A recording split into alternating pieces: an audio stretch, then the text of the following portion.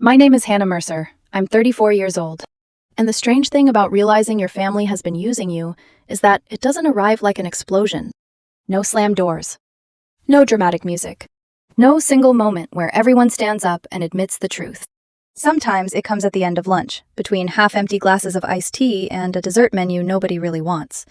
My younger sister Claire leaned back in her chair, smiled like she was doing me a favor, and said, "Please don't tag along next week, Hannah. It'll mess with the vibe." For a second, I thought I misheard her. My fork was still in my hand. My mother suddenly became fascinated with the napkin in her lap. My father looked toward the window, like the parking lot had become deeply interesting. My older sister Erica didn't say a word. Nobody laughed. Nobody corrected her. Nobody said, "Claire, that's cruel." And that was when I understood. I wasn't invited on the family vacation because I was family. I was invited because I had booked the tour, paid the deposits, arranged the airport transfers, upgraded the villa, and opened the travel card everyone had been using so freely. I was not Hannah. I was the funding source with a suitcase. So I smiled. Not because it didn't hurt. It hurt so badly I could feel my throat tighten. But I knew my family. If I cried, I was too sensitive. If I snapped, I was dramatic. If I defended myself, I was ruining lunch. So I smiled, placed my fork down, and said nothing. That night, I went home, took off the earrings my mother had once said made me look too polished for a family lunch, opened my laptop, and started undoing everything. The private city tour I had researched for 3 weeks? Cancelled. The cooking class Claire begged for? Gone. The vineyard reservation my father bragged about to his golf friends? Released. The chartered boat Erica's kids were so excited about? Refunded to my card. Then I froze the shared travel card. The same card Claire used for her upgraded seat. The same card Erica used for the villa deposit. The same card my parents kept calling convenient, because convenient always meant Hannah would handle it. I sat there in the blue glow of my screen, my hands shaking, not from guilt, but from the terrifying relief of finally doing something for myself. Then I removed my name from the trip insurance. And because every major booking was tied to my authorization, I flagged the airline purchases for review. I knew exactly what would happen. And still, when check-in day arrived, my heart pounded like I was the one standing at the airport counter. The first call came from Dad. I ignored it. The second came 2 minutes later. Declined. The third went to voicemail. Then Erica texted, "We can't board. What did you do?" I stared at the message for a long time. Then I typed back, "Ask Claire about the vibe." I put the phone face down and sat in silence. For the first time in years, nobody was asking me to fix anything. The silence didn't last. It never does. Not when the people who depend on you suddenly realize the ground beneath them isn't as solid as they thought. By late afternoon, my phone had turned into a blinking accusation. Missed calls from Dad. 3 voicemails I didn't listen to. A stream of texts from Erica, each one sharper than the last. "This isn't funny. The kids are crying. Claire is freaking out. Mom's about to lose it. Pick up your phone." I didn't. Instead, I made coffee. Slowly. Measured the grounds. Watched the water drip through like I had all the time in the world. Because for once, I did. No one was asking me to check confirmations. No one was asking if I had the tickets. No one was asking me to just cover this one thing. The quiet felt strange. Then, addictive. By evening, the messages stopped. That was new. Normally, there would be guilt by now. My mother sending something soft but heavy like, "We're all just trying our best, sweetheart." Something that made everything feel like my responsibility again. But there was nothing. Just silence. I imagined them at the airport. Claire arguing at the counter, voice rising just enough to turn heads. Erica pacing, one hand on her phone, the other trying to keep her kids from melting down. My father standing slightly apart, arms crossed, wearing that expression he always had when things got uncomfortable, like it was all unfortunate, but not his problem to fix. And my mother trying to smooth everything over without actually saying anything real. For the first time, I wasn't there to step in. For the first time, the mess was entirely theirs. They didn't go to Europe. Of course they didn't. Without the bookings, without the card, without me, there was no trip. 2 days later, I saw a single photo in the family group chat. A cheap resort somewhere in Florida. 2 cramped rooms. A cloudy pool. The kids smiling in that tired, forced way kids do when they know the adults around them are tense. No captions. No tags. No wish you were here. It looked less like a vacation and more like damage control. I didn't respond. I didn't need to. 4 days passed before anyone showed up. Not called. Not texted. Showed up. I was halfway through a movie when the intercom buzzed. Once. Twice. Then again, longer this time. I frowned, assuming it was a delivery I forgot about, and pressed the button. Yeah? A pause. Then. Hannah, open the door. Erica. Of course. I hesitated. Every instinct told me not to. But curiosity, and maybe a part of me that still hoped she might say something different, got the better of me. I buzzed her in. She didn't knock when she reached my door. Just pushed it open like she still had that right. She stepped inside, heels clicking against the floor, eyes sharp, shoulders tense. No hug. No greeting. No, how are you? You seriously messed everything up. There it was. I leaned back against the counter, arms crossed. No hello? She ignored that. Do you have any idea what you did? She continued, voice rising. Claire was humiliated. Dad had to argue with airline staff in front of everyone. The kids didn't understand why we couldn't get on the plane. And whose name were the tickets under? I asked quietly. That stopped her. Just for a second. Then she pushed through it. This isn't about that, Hannah. This is about you overreacting to one stupid comment. One? I let out a small, humorless laugh. You think this was about one comment? She rolled her eyes, like I was proving her point. This is exactly what I mean. You always do this. You take something small and turn it into this huge. How many trips have I paid for, Erica? She blinked. What? How many? I repeated, my voice calm in a way that even surprised me. Not just this one. All of them. She shifted her weight. That's not how family works. No, I said softly. Tell me how it works. She opened her mouth. Closed it. I pushed off the counter and walked to the table, grabbing my phone. How many hotel upgrades? I continued. How many we'll pay you back later dinners? How many times did I book the nicer option so your kids wouldn't be cramped and nobody even noticed? Her jaw tightened. That's just what families do, she snapped. We don't keep score. I looked up at her. Then why am I the only one paying? The room went still. For a moment, I thought she might actually answer. But then she shook her head, defensive again. You never said anything, she shot back. You acted like you didn't mind. Exactly. I turned my phone toward her and opened my banking app. Scroll. Scroll. Scroll. Months of transactions. Years. $700, I said. Every month. For 2 years. Her eyes flickered. Recognition. Discomfort. Erica, I said quietly.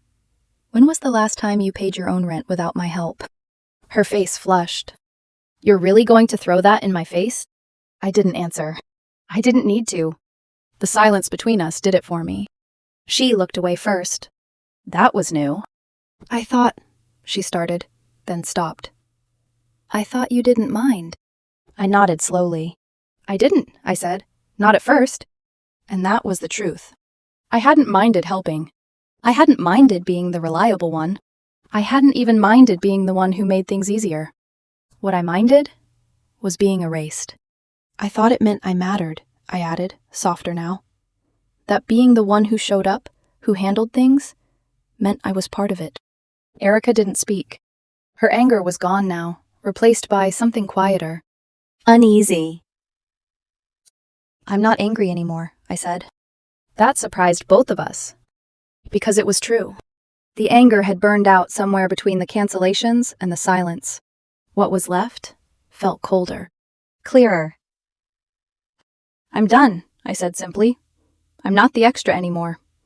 I'm not the one you call when something needs to be paid for or fixed or planned. I met her eyes. You either treat me like your sister, or you don't have me at all. She stared at me. For a second, I thought she might argue again. Push back. Dismiss it. But she didn't. She just stood there, shoulders slightly slumped now, like something inside her had shifted, but she didn't know what to do with it yet. After a long moment, she nodded. Not in agreement. Not fully. But enough. Then she turned and walked out. No slammed door. No last word. Just quiet. I locked the door behind her and leaned against it, my heart racing in a way it hadn't during any of it. That was the real break. Not the canceled trip. Not the airport. This? Saying it out loud. A week passed. No messages. No calls. No memes from Claire. No passive-aggressive check-ins from my mother. Nothing. It was like someone had muted my entire family, and for the first time in my life, I didn't try to turn the sound back on. The silence stretched longer than I expected. A day, then 3, then a full week. No messages, no missed calls, no guilt wrapped in soft words. It should have felt unsettling. Instead, it felt honest. For once, nobody was pretending everything was fine. It was Sunday morning when my phone finally lit up. Dad. Just 3 words. Let's talk. Just us. I stared at the message longer than I should have. My first instinct was to ignore it. That would have been easier. Cleaner. But something about the way he phrased it stopped me. Not, we need to talk. Not, you owe us a conversation.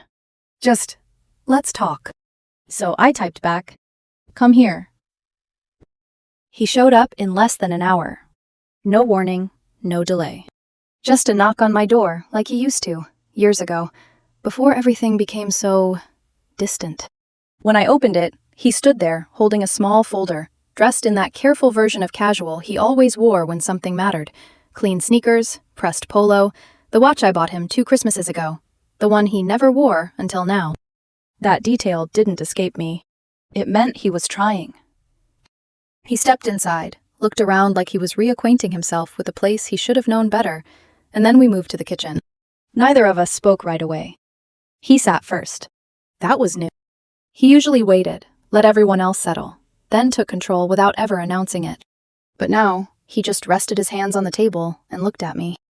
I didn't realize it had gone that far, he said. I didn't respond. I didn't soften it for him. So he kept going. I thought... He hesitated, choosing his words carefully. I thought you liked being the one who handled things. That you enjoyed planning, organizing, being the go-to. I let out a quiet breath. That's what you told yourself, I said. He nodded. Yes. No defense. No justification. Just agreement. That caught me off guard. We stopped asking, he continued, whether you were okay with any of it. The room went still. Because that was it. Not the money. Not the trips. Not even Claire's comment. That. They stopped asking. He looked down for a moment, then back up. After the airport, he said, everything fell apart pretty quickly. I could picture it. Claire blaming him. Erica blaming Claire. My mother blaming herself in that quiet, invisible way she always did. And you? I asked. He held my gaze. I didn't say anything, he admitted. Of course he didn't. That had always been his role. Observe. Avoid. Let things settle without ever stepping in. I should have, he added. That was new too. He reached for the folder he'd brought and set it on the table between us, but didn't open it yet. I'm sorry, he said. No long speech. No dramatic tone. Just simple. I'm sorry we put so much on you and acted like it was normal, like you owed it to us. The words landed heavier than I expected. Because they were clear. Because they were true. And because they didn't ask me to fix anything. I looked away for a second, steadying myself. Then back at him. What changed? I asked quietly. He slid the folder toward me. Eric's rent. I frowned slightly, then opened it. Inside was a receipt. Paid in full. His name. Not mine. I thought it ended a while ago, he said. I didn't know you were still covering it. I swallowed. It didn't end. He nodded slowly, absorbing that. That's on me, he said. I should have known. I should have asked. He paused, then added, I told him it's his responsibility now. If he can't handle it, he figures it out. But it's not yours anymore. I stared at the receipt longer than necessary. Because in our family, that wasn't just a piece of paper. It was a shift. A real one. For the first time, he had picked something up that I'd been quietly carrying for years. Not because I demanded it. Not because I exploded. But because he finally saw it. He stood up after that. No lingering. No attempt to push for forgiveness. I'm not expecting this to fix everything, he said. I just wanted you to know. I hear you now. He moved toward the door, then paused. And for a second, he looked like he was searching for something else to say. You were never the extra, he added quietly. We just treated you like one. Then he left, and I stood there, in my kitchen, holding a receipt that somehow weighed more than all the money I'd spent over the years. The next day, Claire showed up. Unannounced. I almost didn't open the door. I saw her through the peephole, standing there with a paper bag, shifting her weight like she wasn't sure she had the right to be there. For a second, I considered pretending I wasn't home. But curiosity won again. I opened the door. She didn't start with an apology. Didn't even start with words. She just held up the bag. It's from that deli you like, she said. Turkey and Swiss. I raised an eyebrow. She hated that place. Said everything tasted like cardboard. But she brought it anyway. I stepped aside and let her in. She walked to the kitchen table and sat down, still wearing her sunglasses like they were some kind of shield. I stayed standing for a moment, watching her. Waiting. Finally, she spoke. You had every right to be mad. I didn't react. I was out of line, she added. What I said, it was awful. Her voice wasn't defensive. It wasn't performative. It was small. I was already upset, she continued. Brian and I were fighting. I felt like I had to hold everything together again, and I was the easiest person to take it out on, I finished. She nodded. Yes. No hesitation. No excuse. You always were, she said softly. The safe one. The one who would still show up, still fix things, still pay if it came down to it. She finally took off her sunglasses and looked at me. I knew you'd take it, she admitted. And I did it anyway. That one landed. Because it was honest, in a way I didn't expect. I sat down across from her. For a moment, neither of us spoke. Then she reached into her purse and pulled out a folded check. She slid it across the table. I glanced down. $1,400. Not exact. Not everything. But enough to mean something. For the last few trips, she said. Or part of them. I didn't touch it. I'm not asking you to forgive me, she added quickly. And I'm not expecting this to fix anything. She paused. Then, I just don't want my kids thinking you're the aunt who pays for things, she said. I want them to know you're family, and that we messed that up. That was the first time anyone said it that clearly. No soft edges. No avoidance. Just truth. She stood up after that. Didn't wait for my reaction. But before she left, she hesitated at the door. Eric hasn't said anything, she said. But he knows. I didn't respond. She gave a small nod, then added, Dad made us sit down and go through everything. The money, the trips, all of it. That surprised me. I've never seen him do that, she said quietly. Then she left. And just like that, the silence shifted. Not gone, but different. Less like distance. More like something being rebuilt. The check sat on my kitchen table long after Claire left. I didn't deposit it. Didn't tear it up either. I just let it sit there, like proof that something had finally been acknowledged out loud. That night, for the first time in months, I opened the family group chat. No jokes, no memes, no pretending. Just one message. We need to talk. All of us. At my place. You'll listen first. I expected hesitation. Excuses. Delay. Instead, the replies came fast. Okay. Mom, we'll be there. Just tell us when. I'll make sure everyone shows up. I stared at the screen longer than I expected. Because that, more than any apology, felt different. No one tried to soften it. No one tried to redirect it. They were ready. Or at least, ready enough to show up. They arrived early. All of them. 5 minutes before the time I'd given. I watched from the window as they stood outside the building, not talking much, just waiting. Like people about to walk into something they couldn't avoid anymore. I buzzed them in without a word. One by one, they stepped into my apartment. Claire looked nervous, her usual confidence replaced with something quieter. Mom held a container of banana bread, like it was some kind of peace offering, but she didn't push it toward me. Erica gave me a small nod. Dad met my eyes and asked, "Where should we sit?"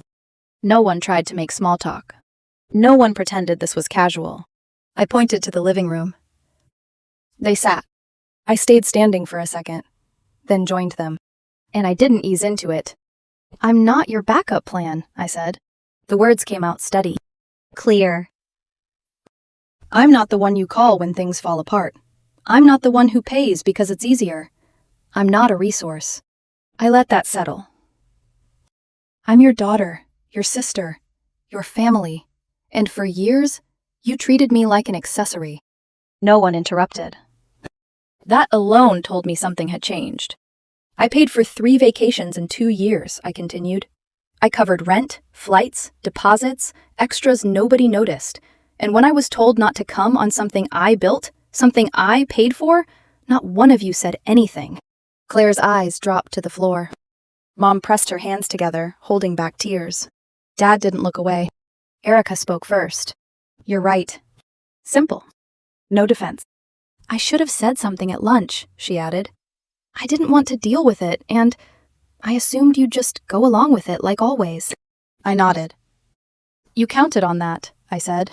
She nodded back. "Yes." Claire took a breath. "I knew it was wrong when I said it," she admitted. "I just thought I'd apologize later and it would be fine." She let out a shaky laugh. "Like it always was. But not this time." She reached into her bag again and pulled out another check. Smaller. 300, she said. "It's not everything, but we're changing how we do things. This is part of it." I didn't take it. Not yet. Then something I didn't expect happened. Erica stood up, pulled out her phone, and opened her banking app. She turned the screen toward me. A rent payment. Sent from her account. Not mine. "I'm covering it now," she said. "Every month. No more help." Her voice wasn't proud. It was grounded. Like she knew exactly what it meant. Mom spoke next. "I didn't realize how much we leaned on you," she said softly. "I told myself it was because you had more, that it made sense." Her voice cracked slightly. "But the truth is, we took more because we thought we could." That landed deeper than anything else. Because it wasn't ignorance. It was choice. Dad was the last to speak. "I should have stepped in that day," he said. "I saw what Claire said, and I stayed quiet. That's on me." He met my eyes. "We let this go too far. That ends now." No big speech. No attempt to control the room. Just accountability. I looked at all of them. Really looked. Not just the words, but how they said them. No one was deflecting. No one was minimizing. They weren't trying to win. They were trying to fix something. "I'm not coming on the next trip," I said. That caught them off guard. Claire looked up quickly. Mom opened her mouth slightly, but I continued before anyone could respond. "Not because I'm angry," I said, "but because I need to see that this change is real. Not just something that lasts a week." Silence. Then, "That's fair," Erica said. Claire nodded. Dad didn't argue. Mom looked sad, but she didn't try to convince me otherwise. That was new. Before they left, Dad stood up. "Next time we plan something," he said, We plan it together. Cost split. No assumptions.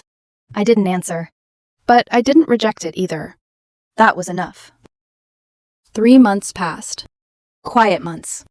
The kind I didn't realize I needed. No frantic group texts. No last minute, "Can you book this?" No emergency calls about money. I spent weekends walking through the city, reading, sitting in cafes without checking my phone every 5 minutes. At first, it felt strange. Like I was forgetting something important. Like I was neglecting a responsibility. But slowly, it started to feel like something else. Freedom. They took a short trip without me. Nothing extravagant. A lake house. Claire sent a photo. The kids by the water, hair messy, everyone bundled in hoodies. No filters. No captions. Just one message. Missed you. I believed her. A week later, Erica sent me a screenshot. Rent payment. From her account. Then a message. Second job. Not fun. But you were right. I didn't respond right away. Not out of anger. Just letting it settle. 2 weeks after that, something unexpected showed up in my mailbox. A padded envelope. No return address. Inside was a handwritten card. "You always made things special for us. We're trying to catch up." Taped inside was a gift card. To a bookstore I had mentioned once, in passing, months ago. A place no one had seemed to care about at the time. I found out later it was from Claire. Then came dinner. Sunday. Same house. Same table. But everything felt different. Claire brought dessert. Erica brought wine. Dad helped with dishes without being asked. Mom didn't hover. Didn't smooth things over. She just looked at me across the table and said, "We're glad you're here." No weight behind it. No expectation. Just truth. Toward the end of the night, Dad handed me a thin folder. "This is for you," he said. I opened it slowly. Inside was a document. A deed amendment. They had added my name to the family cabin. The one I helped renovate. The one I was only invited to when something needed fixing. "It's yours too now," he said. "Not because of what you paid. Because of what you've carried." For a moment, I couldn't speak. Because it wasn't about the property. It was about being seen. Finally. Clearly. Without conditions. They're not perfect. They still interrupt each other. Still forget things. Still fall into old patterns sometimes. But now, they catch themselves. Now, when we talk about plans, I'm included from the start. Costs are shared. Decisions are discussed. Claire asks what I want. Erica checks before assuming. Dad listens. Mom lets things be real. It took time. It took distance. It took saying no when I wasn't sure I could hold that line. But something changed. Not just in them. In me. For the first time in my adult life, I don't feel like the extra. I don't feel like the backup plan. I don't feel like the wallet. I feel like I belong.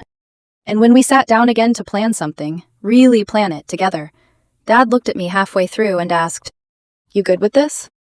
And I was. For the first time, I really was.